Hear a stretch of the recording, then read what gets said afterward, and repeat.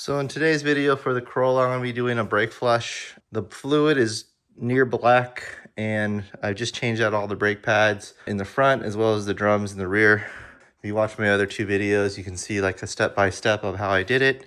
And right now, since it's just me, I'm going to be doing a brake flush with the new kit I got. So you can see the kit here. This here is a brake bleeding kit. I have a brake bottle here, and this is what I actually attach to the car or to the wheel where the bleeder nipple screw is. So I'm going to attach it within here. You can see there's a hole there, and then all the old fluid will be draining out into this bleeder bottle.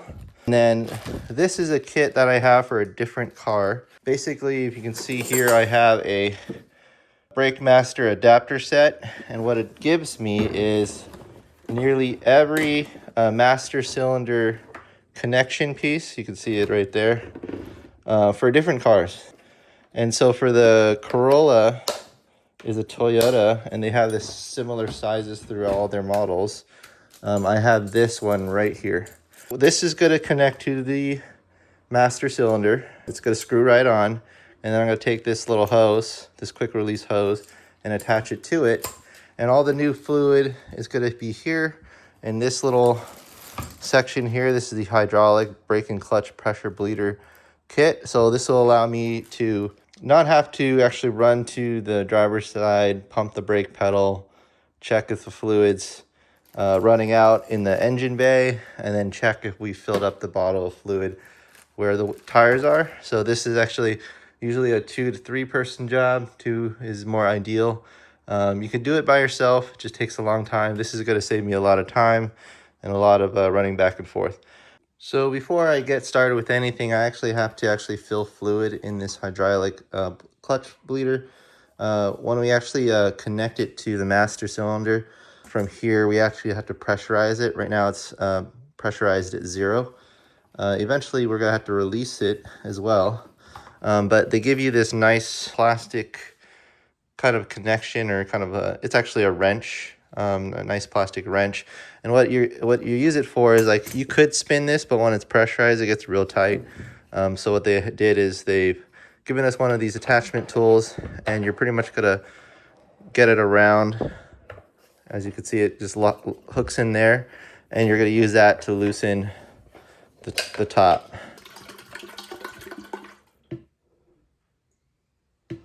So I have it pretty much emptied out. This filled about half. And so all I'm going to do now is just kind of fill it up and tighten it up for now. At this point, I'm going to actually use the wrench they give us and just kind of do one quick turn again, just to make sure it's like sealed up pretty nicely, because we're going to be applying some pressure to the system. So as you can see, this over here is the master cylinder, or your brake reservoir. This is where you fill up most of your brake fluid. So right over here, you can see little max line, and there's a line right below it is a min line, and so that's where you're going to be filling your fluid. You never actually want to make sure it goes below minimum. You always want to make sure it's actually hitting the max or just enough fluid there. So we're going to zoom back out now that we know, and you see the brake fluid reservoir, and we're going to take off the cap. The cap is pretty much a plastic cap. It's pressurized. You can see there's like rubber seal there. We're going to put that aside. We're going to come back to it later. And then we're going to take the attachment that we had earlier and just kind of screw it on. So we're going to put this one on, and you can see it came on and kind of poured down. The brake fluid hit the floor. We'll go ahead and clean that up later.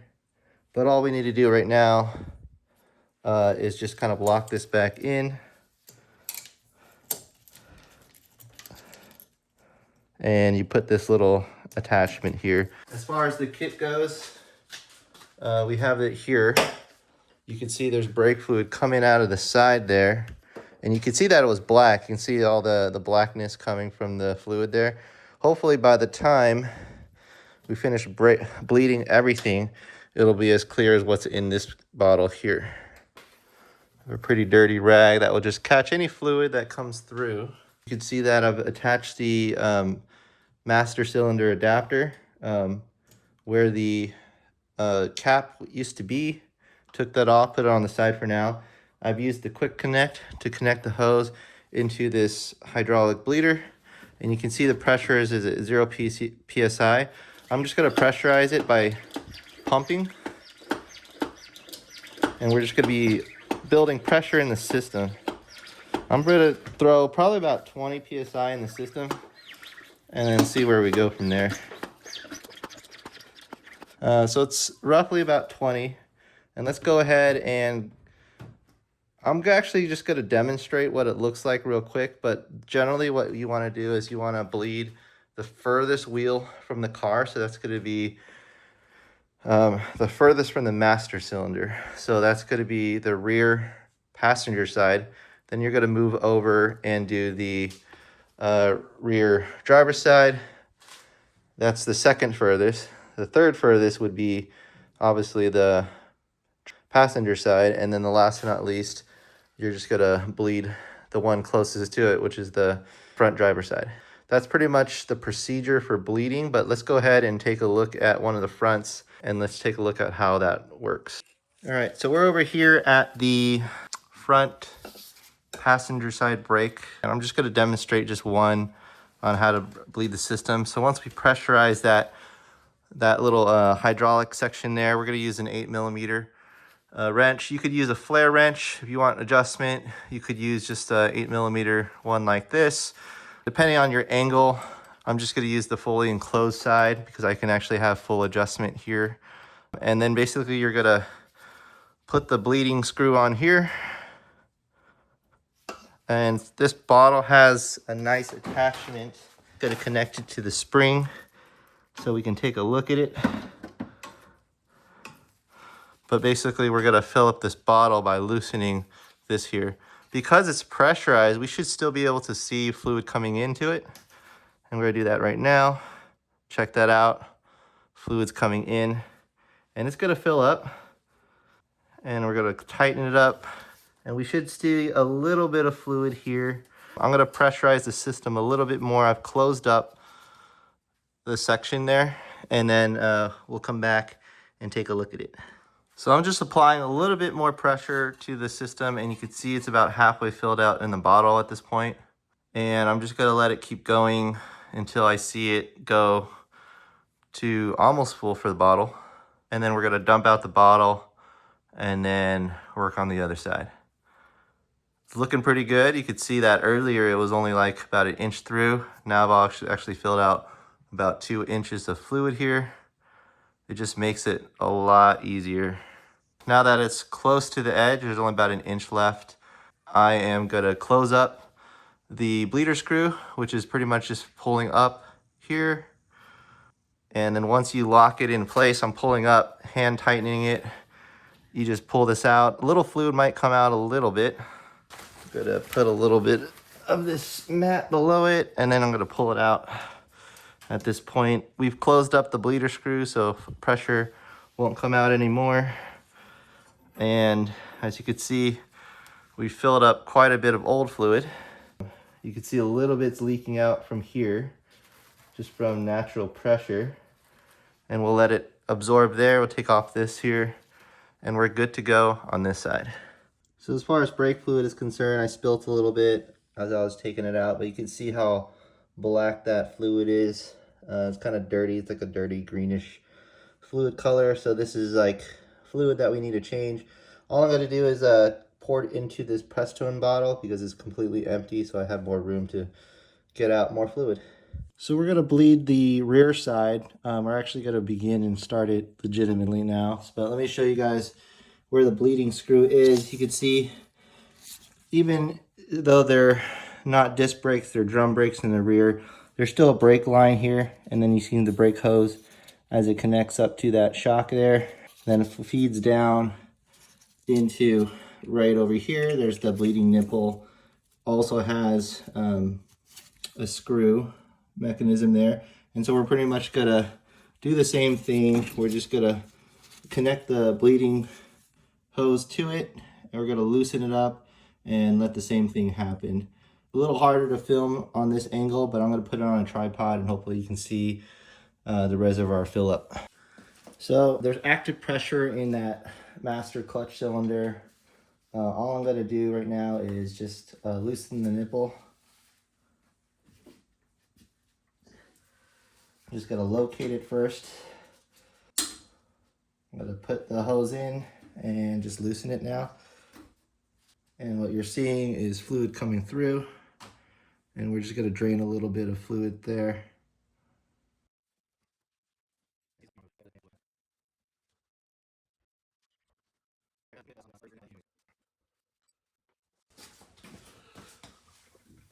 All right, you can see that I've unhooked it, locked up the bleeder screw, and this is the old fluid, completely brown or black. And so what we're gonna do is just gonna pour all that old fluid in the old bottle. I'm gonna jump over on the other side and do the same thing. All right, all right, right over here, very similar to the other side. We're gonna get everything hooked up. Now that this bottle's empty, once again, I'm gonna find the bleeder screw. It's on this side. All right, so I have the bleeder screw and the 8mm in. So I have the hose back on. I'm gonna loosen it, and we should see fluid. You can see that it's a little green in color right now, and it's gonna excavate and hopefully get some clearer fluid. So we'll just take a look at that until it's clear.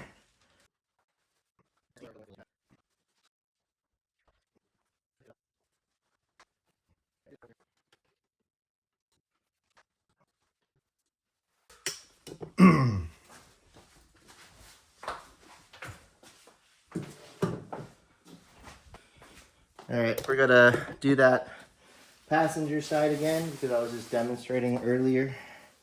So it's gonna be as simple as putting it back on and just letting a little fluid run through.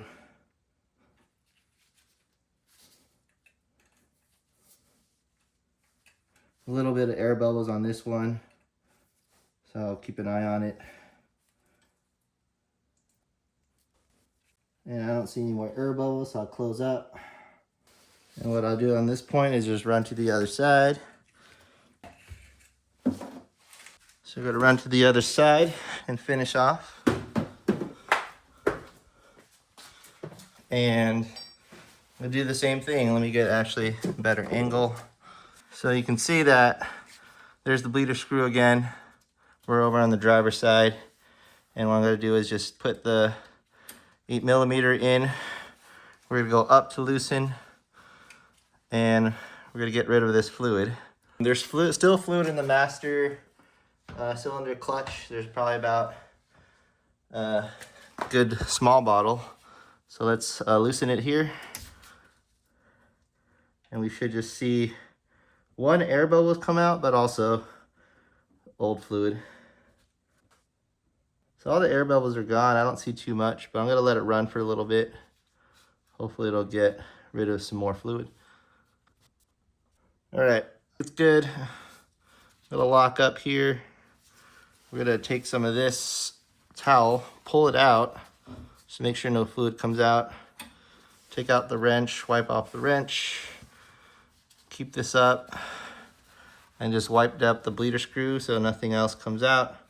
I'm gonna keep this mat here just to check for leaks, but we're pretty much done with the fluid. Let me go ahead and show you guys how to depressurize the system at this point. So all four sides are done, and all we need to do is just take it off. But the catch is we need to depressurize the system. Over here, it's still reading at 20 PSI. And unfortunately, this system, as great as it is, I don't see any depressurization button. Sometimes there's a button to just depressurize the system, let out existing air, so that when you take off the cap, it doesn't explode at you. There's nothing like that here. I even thought it was as nifty as like turning this system here, but it's not. And I think that's why they gave us this little cap. At this point, you could see that we've almost used the whole bottle of fluid. Not the whole thing. There's still just a little bit of fluid left here. A little compartment. It's taking out existing fluid. The safest thing to do is take it off from this part. Air will come through. The fluid's at the bottom, so the likelihood of it coming back up too much will be low.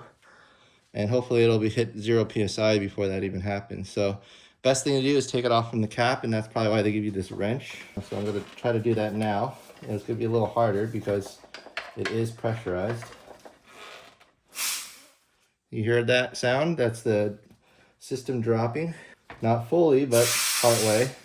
And we're just gonna close it out even more. And we're gonna wait till it gets to 0. And you see fluids coming back the other direction, which is fine because we don't want too much fluid in our brake reservoir. And that's it. This thing's depressurized. You can see at 0, so we can actually take it off now. And that is it. So it's at 0 PSI. We're gonna take off this whole system again. We're gonna take this off first, and then we're gonna slowly lift off, and hopefully not too much fluid comes out. It looks like it's okay. And we're gonna bring it up. Just dry it up here. So at this point, you can see that there's a little bit of fluid still left in.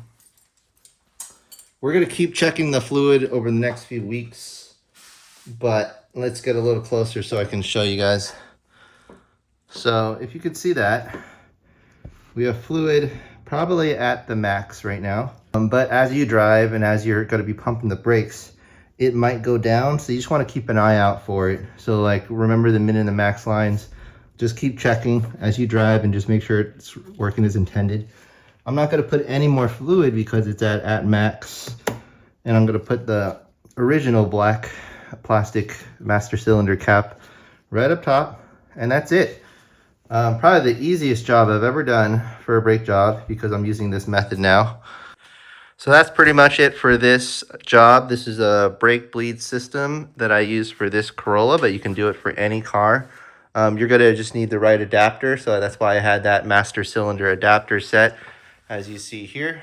Pretty happy with it. I'm just gonna clean all this up and we'll be able to put the wheels back on and take it out for a test drive.